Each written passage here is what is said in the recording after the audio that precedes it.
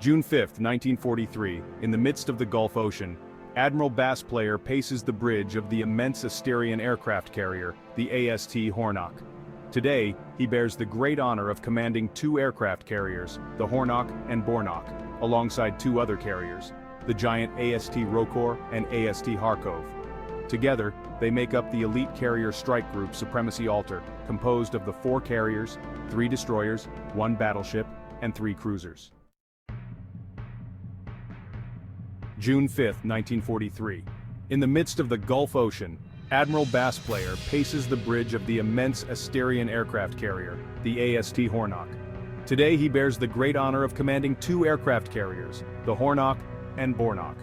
Alongside 2 other carriers, the giant AST Rokor and AST Kharkov. Together they make up the elite carrier strike group Supremacy Alter, composed of the 4 carriers, 3 destroyers, 1 battleship, and 3 cruises. Over the horizon he sees 24 P-3 dive bombers racing towards his fleet, and he watches them gain altitude. Orders are yelled across the deck and the AA guns open fire skyward. The wall of lead does its grim work. One after another, ships open fire skyward, but Bass Player takes out his binoculars and takes a better look. His heart sank when he saw the insignia for the Amestian Navy.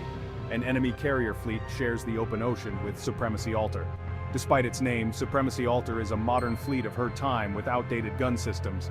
The Admiral orders to keep an extra eye out for enemy fighters and bombers. After some time, aircraft are spotted westward of their position. All ships open fire. The bombers have escorts to go with them. Hornock and Bornock start launching their AF-6 fighter planes to aid in defending the fleet, but some are sent on a scouting mission.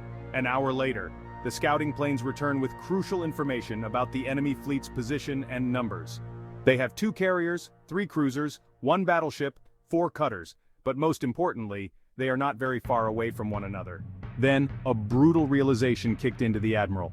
They are unknowingly intercepting the enemy fleet from reaching the mainland, and failing the mission would put their country in jeopardy. He orders all aircraft from the carriers be launched in waves.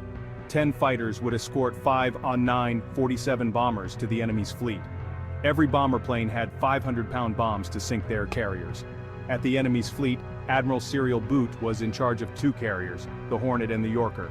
He was commanding from his flagship, Hornet. He spots the formation of aircrafts in the distance and orders the modern AA guns to cut through the formation that was trained to outmaneuver AA fire. They effortlessly break through with only 3 losses. 1 bomb is released. A hit scores on the Yorker, secondary explosions follow suit, putting her out of order. The formation lines up for a second run. A second bomb releases aiming for the Hornet, but it misses by inches. Then a third is released, no hit on target. But one bravely flies out of aircraft formation and swerves, aiming for the Hornet's forward flight deck. A 4th bomb released. He scores a hit in the bomb storage. A mini mushroom cloud erupts from the hangar deck and out the newly formed hole in the flight deck. More bombs are dropped, but only 2 others hit her. One in the middle and another in her superstructure. Admiral Cyril is out of commission. With that, the bombers and planes return to their carriers and report the enemy fleet